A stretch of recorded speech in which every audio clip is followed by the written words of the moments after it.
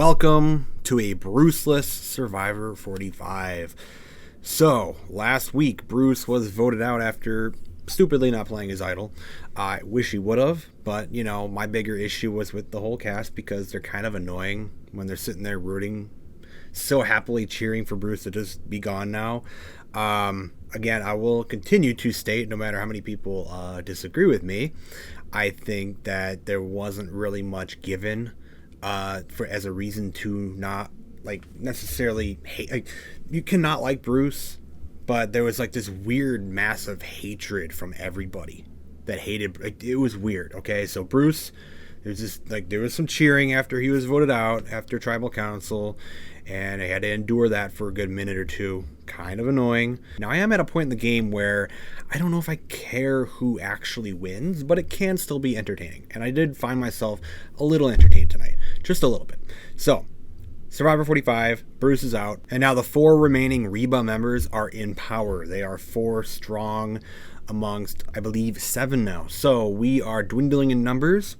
Reba is strong, but it almost kind of flips for a moment, but ultimately it still is strong in the end. So a big center focus of this episode is a big relationship between Dee and Austin, and for some reason, this went completely under my radar. I guess I just never really, picked it up amongst the season, throughout the season. But apparently there's this, relationship building between Dee and Austin, not just, an ally in the game.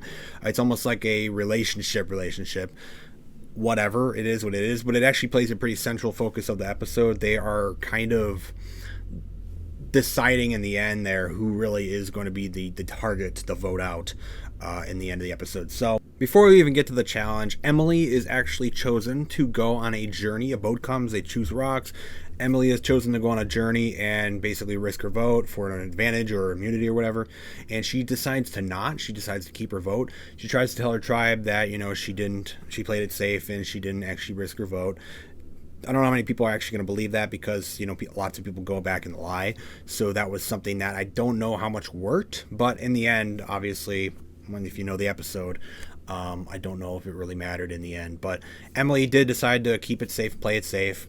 And we also got this whole thing with Katurah this episode. And, well, I'm just saying, if you didn't like me last week, you might not like me this week either.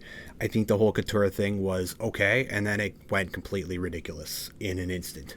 So we get the sob story stuff between all the players throughout the seasons, and I understand it a little bit more now in the game as we're getting later into the game, where we've been following these people now for a little while. And I guess showing a backstory of one of the players is fine. And we got this whole religious cult thing of Katurah and her backstory, and it was kind of fine. It was kind of a crazy story, and it was kind of cool to see her come up from and overcome that situation. And it's okay, sure, it's an interesting story, and it's cool that she overcame that. And then she flips it immediately and plays all the woke buzzwords in an instant. She's like, now I overcame this, and I'm also a black woman and gay, and I'm playing Survivor, and I'm going to do it. Root for me. I'm going to win Survivor. So that's not going to get me to root for anybody. I don't care if you're black. I don't care that you're gay. I don't care that you're a woman or a man. I don't care. And that's been my entire consensus over entertainment in general. If you've followed me for a while, if you've known how I feel, I've made some videos in the past about how Survivor's had its woke meltdowns. This is not really a woke meltdown by any stretch of the imagination, but Survivor's had a lot worse moments with this stuff, but it is just an eye roll moment where it's that's I don't care about that. None of that matters at all. Are you a good player? Are you good at the game? If you are, cool. I hope you win. That's all that matters. You told your story, and then she completely told a different story that didn't matter to us at all. So, no, I don't care about any of those things about you at all. I don't care. Are you good at the game? Then you deserve the win. If you're not, then you might go home. That's just the way it goes. So, no, all your little buzzwords don't make me have more sympathy and care for you. It never will. All those little buzzwords that they throw out to make you try and care, to get the little woke points and stuff. No, it's a little bullshit. Knock it off. Stop it. I know Survivor. I know CBS. You're really, really hoping to get that stuff in. I don't know if you've been told to push it back the past few seasons because there hasn't been as much of it. But you really had to squeeze that one in there. And good job, guys. Good job. So at the immunity, Drew wins immunity. I'm just going to go over that quickly. Drew wins immunity. It's like a puzzle thing. He had to solve like a word that's arcing over a thing. I had to solve it on both sides, whatever. If you watch the episode, you know it. Drew wins immunity. I don't really think he needed it either. I think he won it, but he didn't really need it. But he chose all the men for the reward along with it. So it's kind of like a flip of what happened last week. So all the men got to have like a barbecue or whatever, and then they all split off and had different conversations. But it ultimately did come down to a few people that were set to be voted out. It was actually about 3 names out there. Jake actually was not one of the people that were on the chopping block this week. The 3 names that got thrown out there were kind of Austin, Emily, and Julie. So Austin kind of came up with the whole... Okay, let's just get into this. Dee and Austin basically had a lot of the focus for the episode because they're very close allies in the game. They even showed at the beginning where they're developing a relationship almost, and now they have to basically almost turn on each other in some weird way in this episode where it's this whole thing about Dee does not want to vote Julie out, but his allies in the game, Austin's allies in the game, do want to vote Julie out. So it's this whole thing of Dee does end up telling Julie that they're gunning for Julie, so Julie knows now, and she's going to play her idol.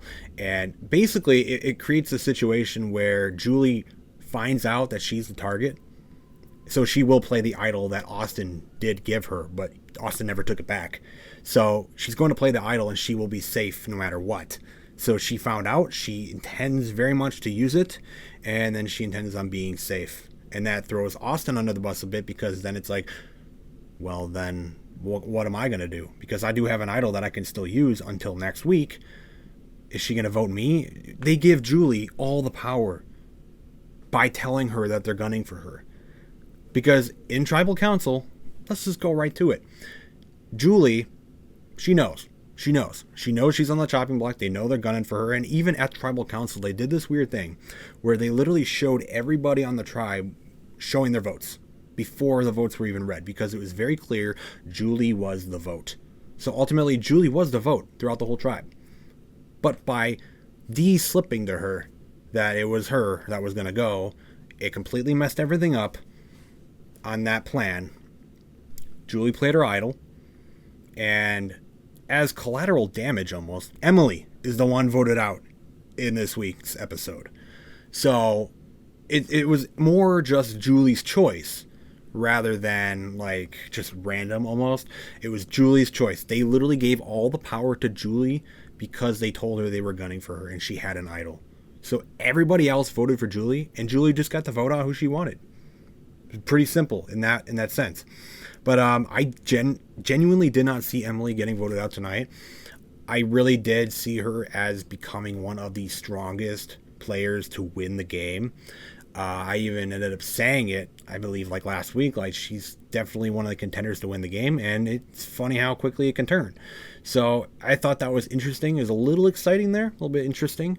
Caught me off guard just a little bit. I actually did think Austin was going to go, but Julie did vote Emily, and she is the one gone. So Emily is out of the game even after her big play last week of convincing Bruce to not use his idol.